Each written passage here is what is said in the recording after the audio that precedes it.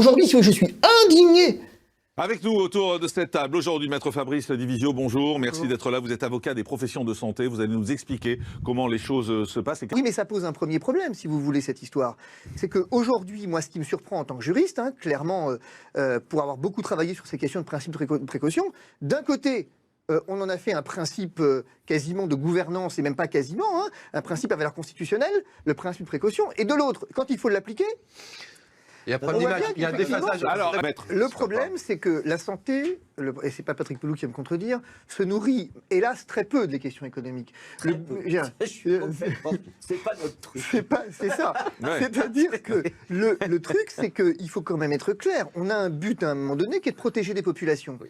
Je veux dire, effectivement, sans tenir compte de l'impact économique. on ne peut pas tenir compte de l'impact économique. Il faut en tenir compte jusqu'à un moment. J'ai adoré le ministre qui nous dit, mais enfin, parfois j'ai l'impression qu'on me prend pour des imbéciles. Il y a un point sur lequel moi je voulais quand même revenir un instant parce que j'aimerais bien faire un basculement sur la question du traitement qui a agité un peu tout le monde là ces derniers jours. Alors moi, en tant que juriste, moi, tout ça m'amuse un peu parce que Didier Raoult, c'est pas n'importe qui quand même. Bon, c'est quelqu'un que les Américains le considèrent comme le meilleur infectiologue au monde quand même. Donc bon, la chloroquine, à chaque fois qu'il y a une épidémie, on la ressort. Ok. Lui dit, sur la base de l'étude chinoise, il dit la chloroquine, ça marche. Le ministre, lui, s'est montré prudent, le neurologue, il s'est montré prudent en disant, bon, je vais faire monter ça à la DGS, je suis en contact avec lui, on voit. Et vous avez vu hier ce qui s'est passé ? Ouais. Vous avez voilà comment on crée une crise aussi. Il y a deux échos. D'un côté, dans la presse grand public, vous avez l'infectiologue qui dit, moi, j'en ai acheté de la chloroquine, j'en ai acheté des tonnes, de sorte que si ça arrive chez moi, moi, je m'en fous de ce que disent les autres, il le dit exactement ces termes, j'en donne et fin de l'histoire. Et de l'autre, vous avez le ministère qui parle quasiment d'infox, pas quasiment, qui dit sur Twitter que c'est une infox, et qu'aucune étude internationale sérieuse ne montre effectivement... Mais où est la vérité? Comment vous voulez qu'on s'y retrouve au milieu de tout ça? La vérité, elle est simple. La vérité, elle est relativement simple. Les deux ont raison. Il n'y a aucune... bien sûr, il n'y a aucune... Attendez. Les deux ont raison. Je vous répondre après, docteur. Jusqu'à un certain point. Je m'explique. Celui qui a raison en premier, c'est le ministère.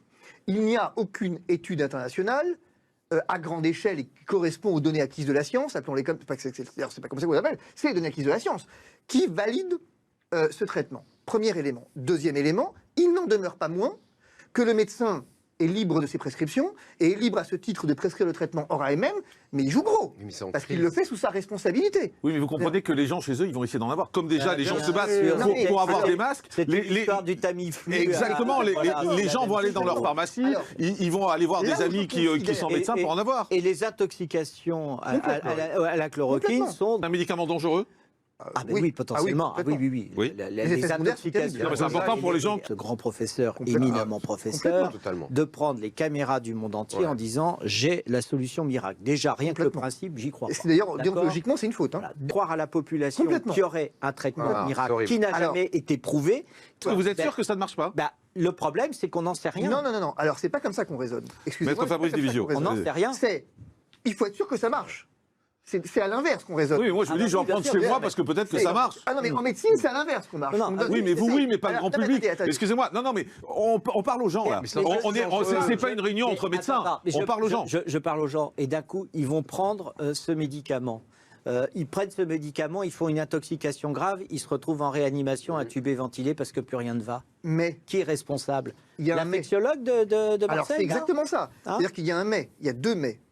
Qu'est-ce qui va se passer dans cette histoire? Il y a deux hypothèses. Il y a deux hypothèses. Si Didier Raoult, j'allais dire, met à exécution ses menaces, mais c'est pas ça, mais s'il vient donner de manière régulière, disons ça comme ça, la chloroquine, ça pose déjà un premier problème, c'est à quel dosage. Mais bon, bref.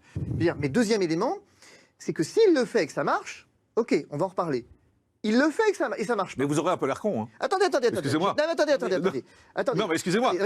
Si ça marche, si c'est lui qui a raison, on va repasser un bout de ce plateau et on va dire, mais c'était qui ces mecs qui disaient, non. Non, attendez, je vais y venir là-dessus. Parce que, non, mais alors là, c'est cadré. Attention, parce que les plus grandes catastrophes sanitaires, elles arrivent comme ça.